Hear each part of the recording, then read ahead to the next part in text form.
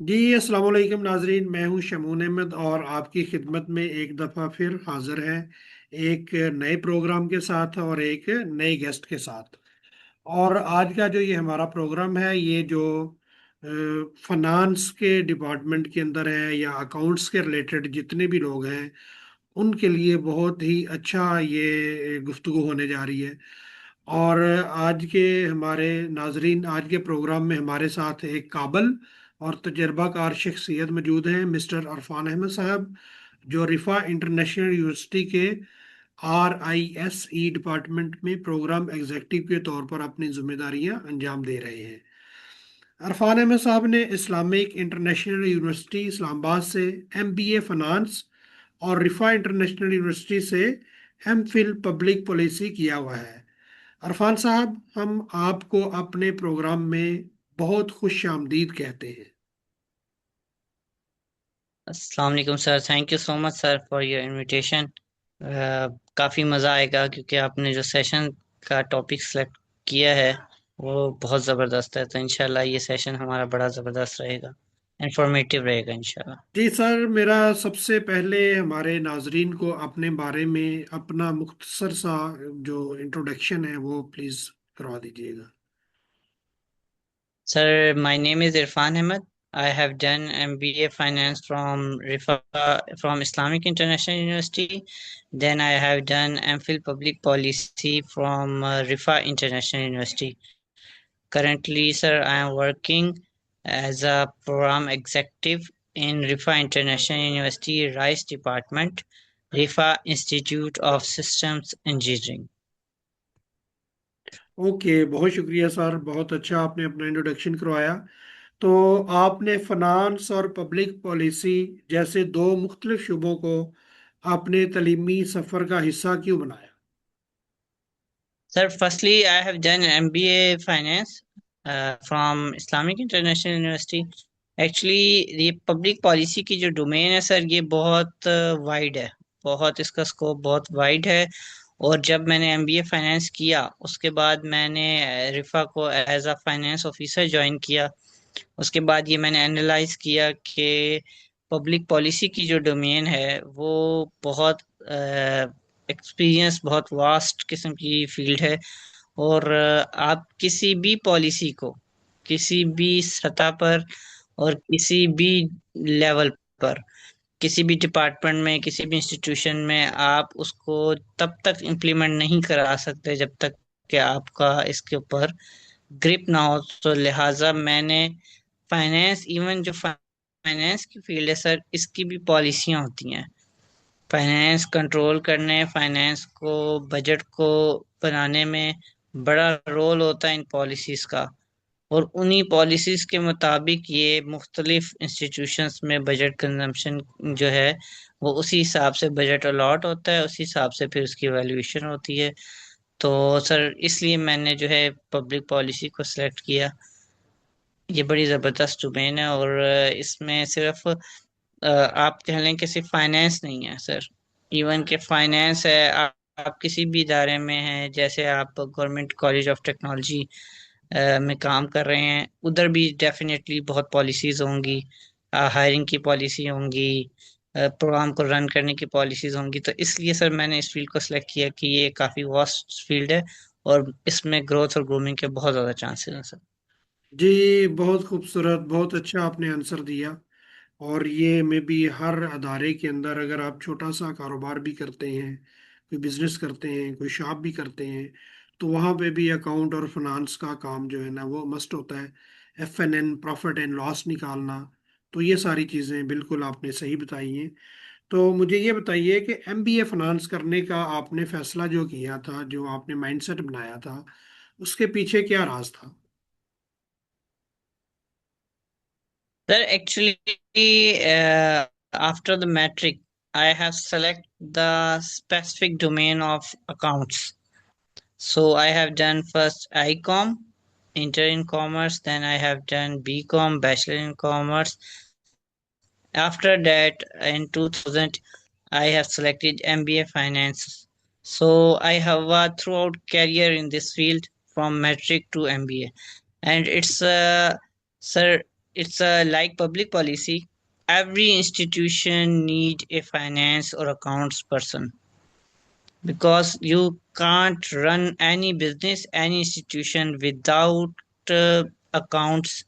And accounts is a limited scope field as compared to finance, because in accounts you just have to record the income and expenses, but in the finance field you have to make decisions making on the basis of accounting. The data you have collected from the accounts department, on the basis of this you make future budgeting, current expenses budgeting. Each and everything is connected with finance. That's why I have selected this field, sir.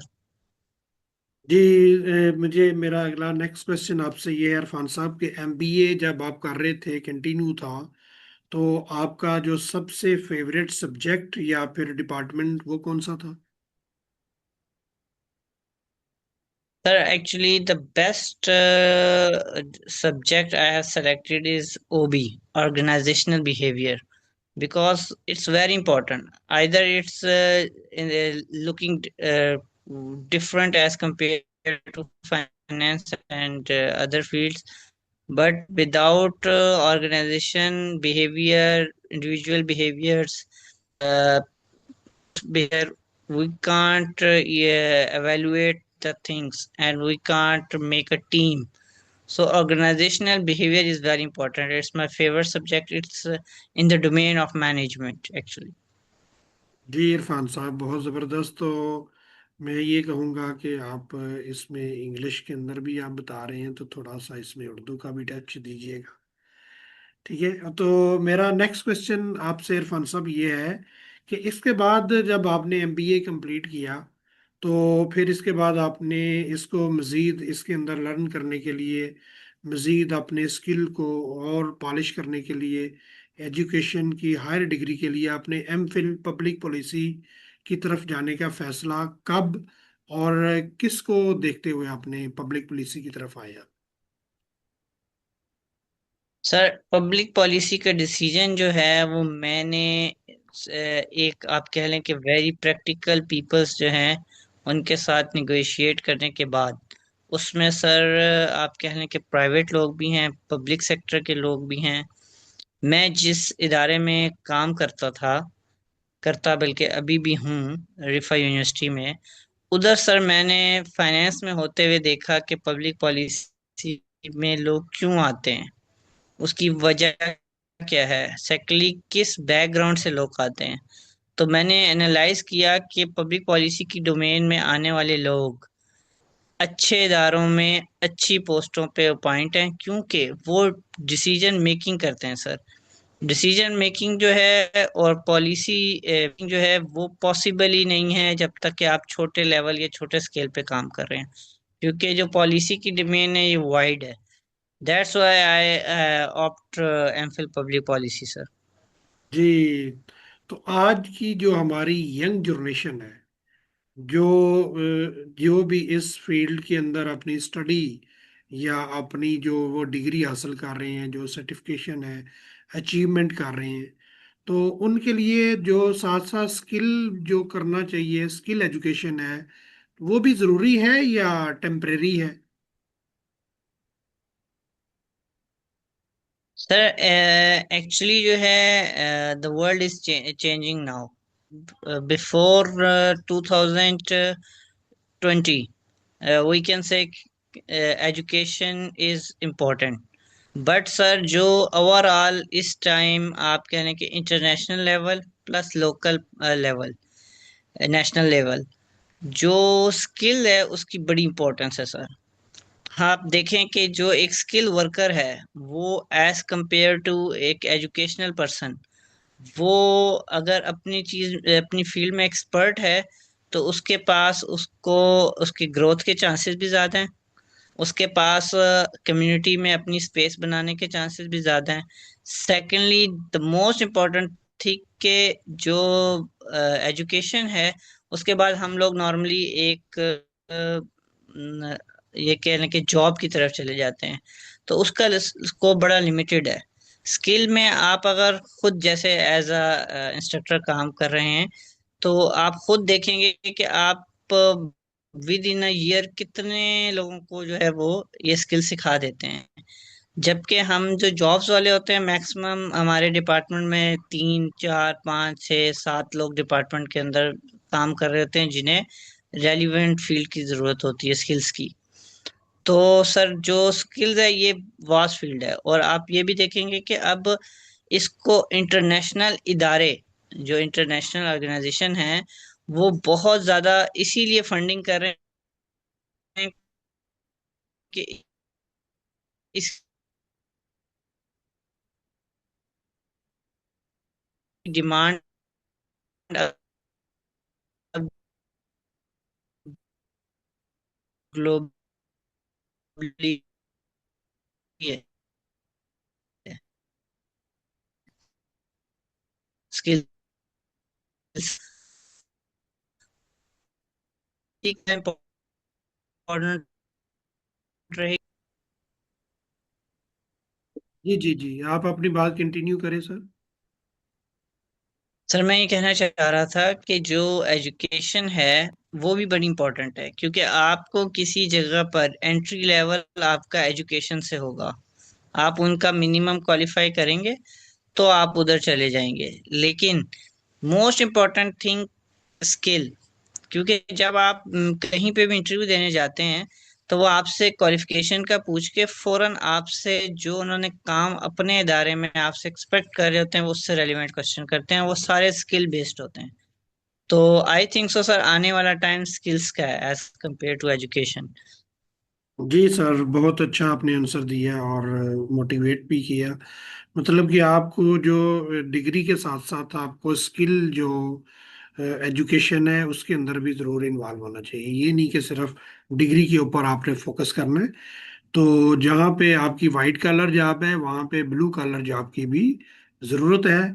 और blue collar job के अंदर आपकी जो job opportunity है वो ज़्यादा है।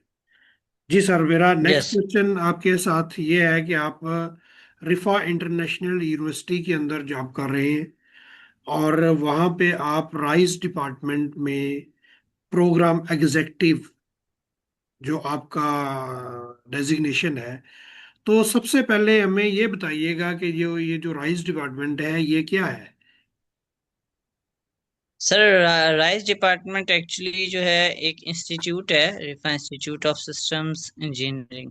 और ये रिफा इंटरनेशनल यूनिवर्सिटी के अंडर जो है इंस्टीट्यूट काम करता है। और इसमें सर हम बेसिकली 3 प्रोग्राम्स लेके चलते हैं जो कि एमएस लेवल के हैं। उसमें सर फर्स्ट है एमएस इंफॉर्मेशन सिक्योरिटी और cyber security. Second sir MS data science. And the third one is MS artificial intelligence. तो सर इसमें हम एजुकेशन प्लस स्किल्स बोथ का जो है वो हाइब्रिड मॉडल लेके चलते हैं, कॉम्बो, ताकि हम एजुकेशन के साथ साथ स्किल्स को भी सिखा सकें। जी ठीक हो गया। तो मुझे ये बताइएगा कि जो एज आपका डेजिग्नेशन है प्रोग्राम एग्जीक्यूटिव, तो इसकी क्या जॉब रोल है। सर जो मेरी बेसिक रिस्पॉन्सिबिलिटीज हैं, उसमें स्टूडेंट्स का प्रोसेस एडमिशन से स्टार्ट करने से लेके और उसकी फाइनल ट्रांसक्रिप्ट इशू करने तक जितने मराहिल हैं उनमें मेरा रोल होता है।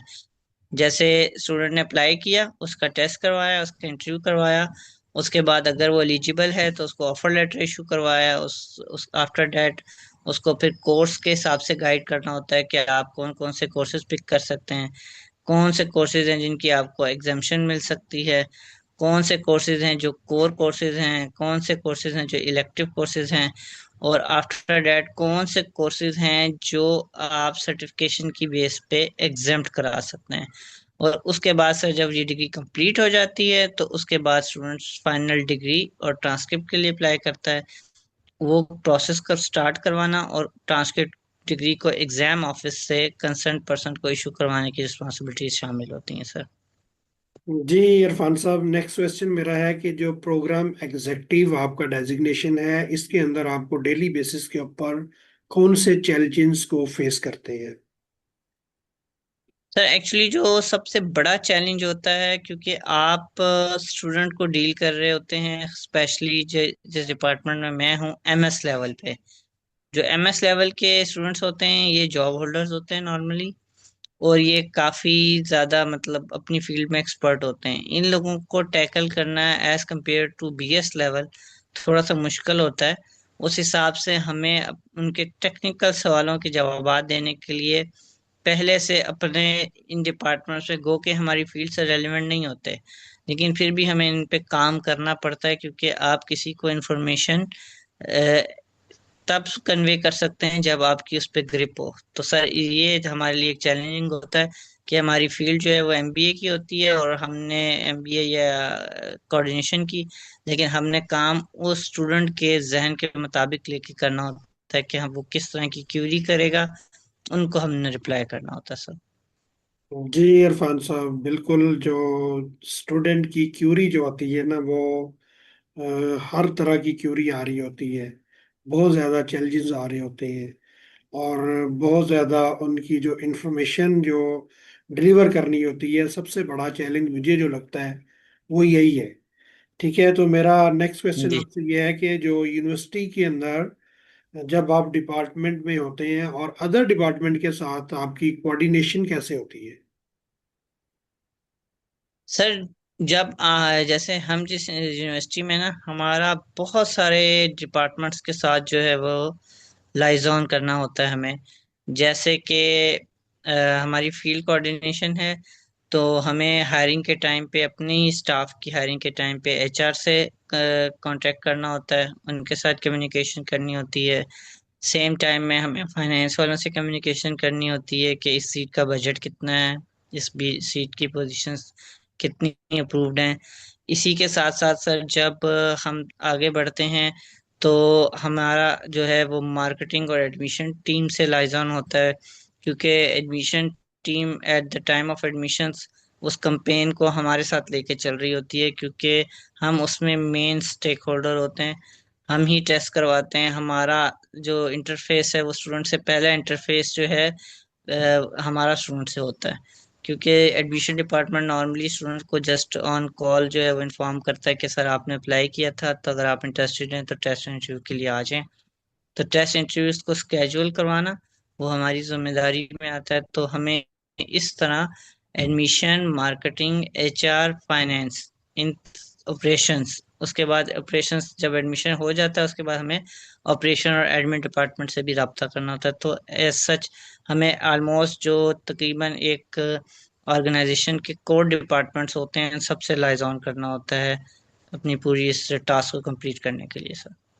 जी बिल्कुल, इसका मतलब है कि जो कोऑर्डिनेशन है वो ज़रूरी है, और हर स्टेप के ऊपर उसकी ज़रूरत पड़ती है, और हर डिपार्टमेंट के साथ कोऑर्डिनेट करना पड़ता है। तो जब आप अपनी जॉब कर रहे होते हैं, ड्राइंग जॉब, तो कम्युनिकेशन स्किल जो है वो उसकी कितनी वैल्यू है, और कम्युनिकेशन स्किल जो है उसका क्या रोल है? सर कम्युनिकेशन स्किल जो है वो, आप कह रहे हैं कि जो जॉब लेवल पर है, ऑर्गेनाइजेशन लेवल पर लोग कम्युनिकेशन स्किल्स को सिर्फ बोलना और सुनना और अमल करने के हद तक समझते हैं, लेकिन ये सिर्फ इतना नहीं है सर। एक्चुअली आपको हर शख्स जो किसी भी इदारे में, किसी भी डिपार्टमेंट में कोई रोल प्ले कर रहा है, उसके साथ अपनी एक नेटवर्किंग करनी होती है, ताकि आप चीज़ों को बहुत फास्ट ट्रैक पे लेके चल सकें। बाज़ औक़ात चीज़ें सर सिर्फ वाया ईमेल कम्युनिकेट करने से भी उतनी फास्ट ट्रैक से मूव नहीं होती, जितना आप पर्सनली जब लोगों से मिलते हैं, उनके साथ नेटवर्किंग करते हैं, उनके साथ अपने जो हैं प्रायोरिटीज शेयर करते हैं, वो आपसे अपनी प्रायोरिटीज शेयर करते हैं। तो sir networking is the most important thing in communication sir. जी सर, बिल्कुल आपने सही बताया कि अगर आप कम्युनिकेट ही नहीं कर सकते, और फिर आप अपने वर्क को भी और अपनी ड्यूटी को भी अच्छे तरीके से परफॉर्म नहीं कर सकते। तो जो एक आम आदमी है, मेरे जैसा जो सीधा साधा आदमी है, तो उसको आप फाइनेंस को अल्फा आसान लफ्जों में अगर समझाना चाहें, बताना चाहे, तो वो किस तरीके से बताएंगे आप? सर फाइनेंस अगर एक लेमैन की बात की जाए तो हम कहते हैं कि जो एजुकेटेड इतना उस फील्ड से रेलिवेंट बंदा नहीं भी है, उसको भी इस चीज़ की अंडरस्टैंडिंग है कि किसी भी एक्सपेंस को, क्योंकि हम में से हर बंदा अपनी ज़िंदगी में अपने रोज़मर्रा के मामलात में डेली बेसिस पे, रेगुलर बेसिस पे, डे टू डे बेसिस पे एक्सपेंस भी करता है और डे टू डे बेस पे इनकम भी जनरेट करता है। तो आप कह रहे हैं कि एक लेमैन के लिए इसकी बड़ी इम्पोर्टेंस है कि किस तरह वो अपने अकाउंट्स को मैनेज करे, सब फर्स्ट ऑफ ऑल, क्योंकि जब वो अकाउंट्स को मैनेज कर पाएगा तभी वो अपने फाइनेंसिस को मैनेज कर पाएगा। जब तक उसको अपने यही नहीं पता कि मेरा माहाना खर्चा कितना है, मेरी माहाना इनकम कितनी है, मेरी सेविंग कितनी है, तो इससे अगली स्टेज है फाइनेंस की, यानी इन्वेस्टमेंट की। तब तक वो ना कोई डिसीजन मेकिंग ले सकता है और ना वो कहीं इन्वेस्ट कर सकता है। तो आम लेमैन को भी अपने एक्सपेंसेस का ख्याल रखने की बेहद ज़रूरत होती है, चाहे वो हाउस होल्ड लेवल पर हो, चाहे वो बिजनेस लेवल पर हो। Most important thing is accounting and then finance sir. मतलब कि जो एक आम आदमी है उसको प्रॉफिट एंड लॉस का जो है वो नॉलेज होना चाहिए, पीएनएल क्या चीज़ है उसका पता होना चाहिए, और अपने खर्चे को कंट्रोल कैसे करना है, और आपने अपने बिजनेस के अंदर नई डेवलपमेंट कैसे लेके आनी है, और अपने बिजनेस को जो है ना उसके अंदर आपने जो अमाउंट है वो किस तरीके से एक्सपेंस करनी है, और ये सारी चीज़ें अच्छा आपने बताया सर। तो मुझे ये बताइएगा कि जो एक तरक्की याफ्ता मुल्क होते हैं, जैसे हम अंडर डेवलपमेंट कंट्री है पाकिस्तान की अगर हम बात करें, तो हमें जो है उसकी तरक्की के लिए, उसकी बेहतरी के लिए फाइनेंशियल प्लानिंग की ज़रूरत होती है। सर फाइनेंशियल प्लानिंग की किसी भी, चाहे वो अंडर डेवलप कंट्री हो या डेवलप कंट्री हो, फाइनेंशियल मैनेजमेंट की सबसे ज़्यादा ज़रूरत होती है। बिकॉज अगर आपको ये पता ही नहीं है कि आपको किस शोबे से कितना फंड आ रहा है और वहाँ कितना एक्सपेंस हो रहा है, उसके बगैर आप ये डिसीजन मेकिंग किसी लेवल पे नहीं कर सकते कि आपने कितने लोगों को हायर करना है, कितने लोगों से किस नेचर का काम लेना है, कितने लोगों को आपने कितनी सैलरी पे रखना है, कितने लोगों को आपने अगर कोई ट्रेनिंग करानी है, कोई आपने वर्कशॉप करानी है तो कितने लोगों को करा सकते हैं आप। Without budget sir, without finance we are nothing. So the most important, even के मैंने जैसे पहले भी डिस्कस किया कि घर पे हाउस होल्ड लेवल से लेके अगर हम घर में भी अपने रोजमर्रा की प्लानिंग ना करें तो हमें एट द एंड, महीने के एंड पे कुछ ना कुछ क्राइसिस का या कुछ ना कुछ लोन की रिस्पॉन्सिबिलिटी को बियर करना पड़ता है। इसी तरह सर यही सेम इंस्टीट्यूशनल लेवल पर होता है, इसी तरह ये सेम गवर्नमेंट लेवल पर होता है और इसी तरह ये सेम स्टेट लेवल पर होता है। तो हम बगैर कैलकुलेशन, बगैर अकाउंट्स, बगैर फाइनेंस के कोई डिसीजन मेकिंग नहीं कर सकते। अगर एस्टिमेट बेस पे करेंगे तो वो सक्सेसफुल नहीं होगी, कभी भी नहीं होगी। दैट्स वाई जो अच्छे इंस्टीट्यूशंस होते हैं वो हमेशा अपने अकाउंट्स डिपार्टमेंट में, फाइनेंस में अच्छे लोगों को, काबिल लोगों को और अच्छे सॉफ्टवेयर्स का इस्तेमाल करते हैं सिर्फ इस प्लानिंग के लिए। तो ये this is the most important. जी सर, बहुत अच्छा आपने आंसर दिया, और मेरे जैसा आम आदमी भी इसको समझने में बिल्कुल उसको भी समझ आ गई होगी।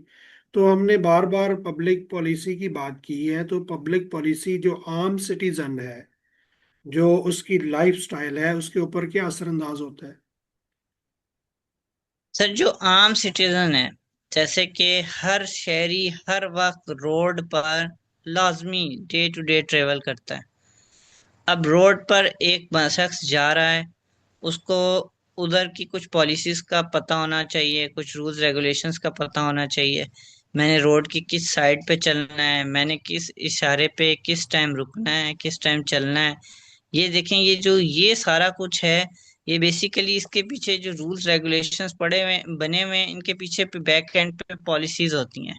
अगर आप इनको वायलेट कर लेते हैं तो वो चालान सार्जेंट आपको रोक के कहता है कि सर आपने ये रूल वायलेट कर दिया, ये हमारी पॉलिसी वायलेट कर दी, अब आप पर ये जुर्माना होगा। तो पॉलिसी इसी तरह बनती हैं ताकि हम चीज़ों को स्ट्रीमलाइन करके बहुत स्मूथली आगे चल सकें।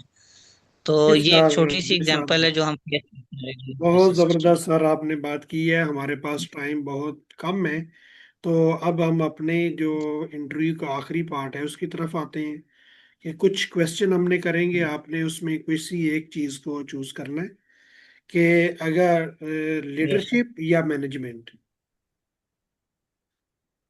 लीडरशिप को चूज करेंगे या मैनेजमेंट को? सर, मैनेजमेंट, बिकॉज विदाउट जी management because without management you cannot even lead the people, you cannot even lead the institution. जी, नेक्स्ट सवाल मेरा है, बुक्स या प्रैक्टिकल एक्सपीरियंस? सॉरी सर, आपका डिस्ट्रक्शन था वॉइस में। जी, बुक या प्रैक्टिकल एक्सपीरियंस? बहुत। Both, why?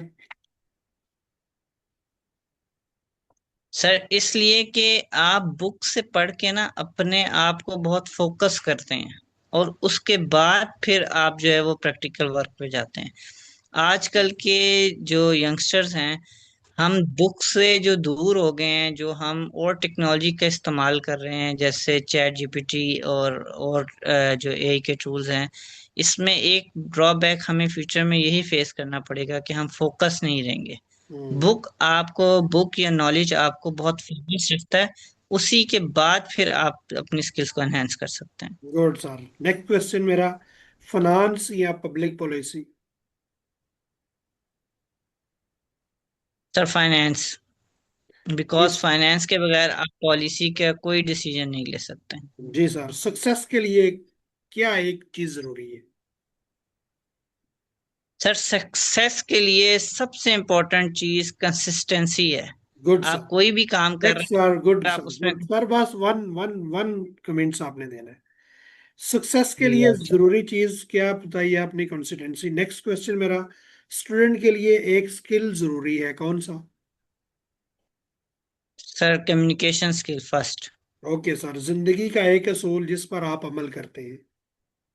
Time management. बहुत शुक्रिया इरफान साहब, आपने अपना कीमती टाइम निकाला, हमें वक्त दिया और नाजरीन के साथ आपने तलीमी और प्रोफेशनल सफ़र के साथ फाइनेंस, पब्लिक पॉलिसी के के हवाले से बहुत मुफीद बातें की, और इसके लिए हम आपके बेहद शुक्रगुजार हैं। और आखिर में आप नौजवानों के लिए कोई शॉर्ट सा मैसेज देना चाहें? सर, मैं यंगस्टर्स के लिए यही मैसेज दूंगा कि आजकल मोबाइल की वजह से, क्योंकि हर एक बंदे के हाथ में मोबाइल है, हम कंसिस्टेंस नहीं रहे, हम कोई एक फील्ड सेलेक्ट नहीं कर पाते। हम 1 मिनट में कोई शेफ का कोर्स का देख रहे होते हैं और अगले ही लम्हे में हम एआई का कोई कोर्स देख रहे होते हैं। तो हमें बहुत फोकस होने की ज़रूरत है और कंसिस्टेंट होने की ज़रूरत है। बहुत शुक्रिया इरफान अहमद साहब, उम्मीद है हमारे नाजरीन को आज की ये गुफ्तगू पसंद भी आई होगी और कुछ ना कुछ सीखने को भी मिला होगा। नाजरीन, अगर आपको ये इंटरव्यू पसंद आया हो तो इसे ज़रूर शेयर करें। अल्लाह हाफिज। Thank you so much sir. अल्लाह हाफिज। जी सर, जी।